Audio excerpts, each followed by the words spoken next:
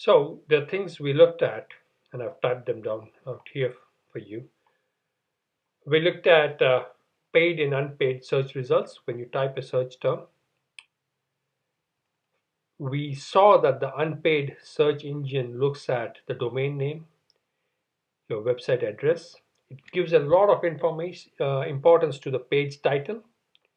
It gives importance to headings and to the alt tags in images. Now that's up to a programmer, but you should know so that when you as business leaders are sitting in meetings, you can decide on the terms that should accompany the images. Images are fine, but they should be accompanied by terms to help the search engines be responsive to your content. And that's what you are studying here, designing effective web search responses, right?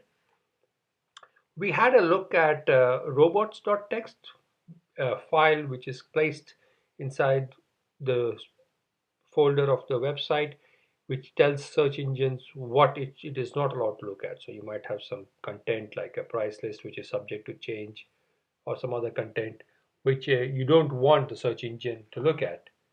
So those kind of things. We also looked at an analytics search engine. We looked at the Google one. We looked at a screenshot that we searched and we pulled it up. You can sign up and you can get a code and you can stick it in your website.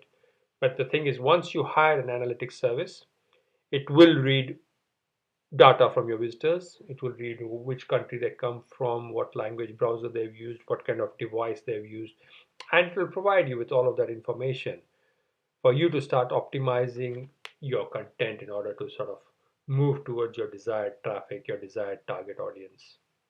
Okay, so having sort of got this knowledge, let's look at what you need to do in terms of writing that content. So this is really the crux of your assignment.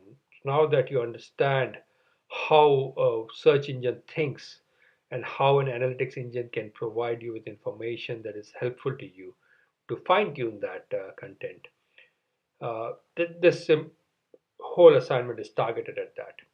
So, of course, you start with your name. If you're working in a pair, then both names, please. You choose a business. It could be fictional. It can be anything except QAT. We don't want any more QAT sites. If you do a great job, students searching for QAT might go to your website instead of coming to the original QAT website. Uh, Choose your business name. Probably somebody in your family, some friend already has a business. Try and write content for them. And if they already have a website, then you can probably help them to write content which will help them come up in the search results. Just gonna quickly save that one. So write a paragraph about the business. So in this case, let's say Violet Events provides decorations for these things. So you need to elaborate about the business. What does the business do? Who are the people who are interested in this business? Who are the people who are likely to search up for such a business on the web? So who is your target audience?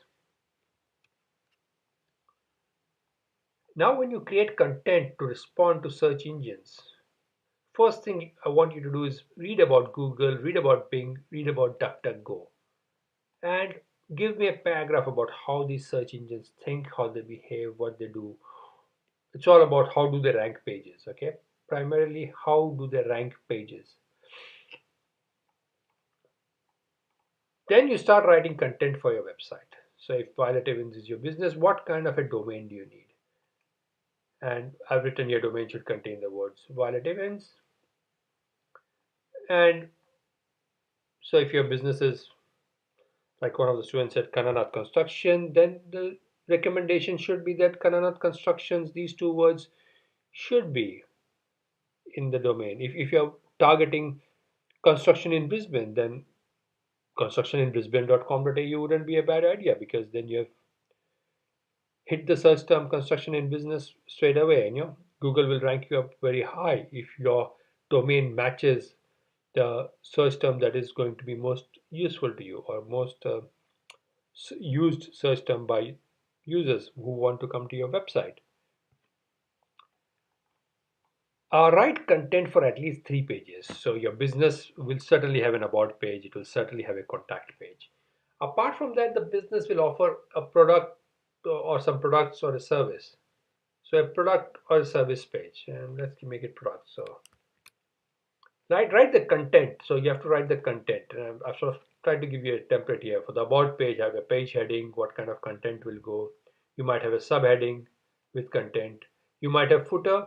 For example, it's not a bad idea to put a footer with the location and contact details on every page. If you have a product page, then a similar thing going on for the product page. You have heading, you have product name, product description. So the heading could be a product name, the content could be the product description, and so on and so forth. If it's a service, then it could be a service you're offering in the service description. And finally, a contact page. You can stick in a Google map there, you can stick in an address and a phone. Finally, for measuring traffic, what kinds of tools are available for measuring traffic? So I've got Google Analytics measures these things, but you have to go and get screenshots. So you go and get the screenshots for this, find out more about Google Analytics, and add this for one more analytic engine, Sprint Matrix. Find out what Sprint Matrix offers. Write about Sprint Matrix. So Google Analytics is easy. You you can look up a lot of it. I've already told you what it can offer. There's a lot more that it can offer. So start collecting the content for your website. Start looking at tools that can help you measure and monitor the effectiveness of your content, and tell me about some more tools. That is one part of your assignment. The most important one is this is going to be very elaborate. By the time you're finished with it, it will be quite elaborate. It'll be a mini website. Okay. The second part of this website is well, the demonstration that I showed you. I demonstrated a tool, prototyping tool Weebly, and the tool allows you to add content. It allows you to add Google Analytics code, and it's very simple. It tells you the analytics code goes here. It's pretty straightforward, and I've already put up 3 videos regarding that tool on Moodle. Okay, so I hope all of these videos help you in completing your assignment.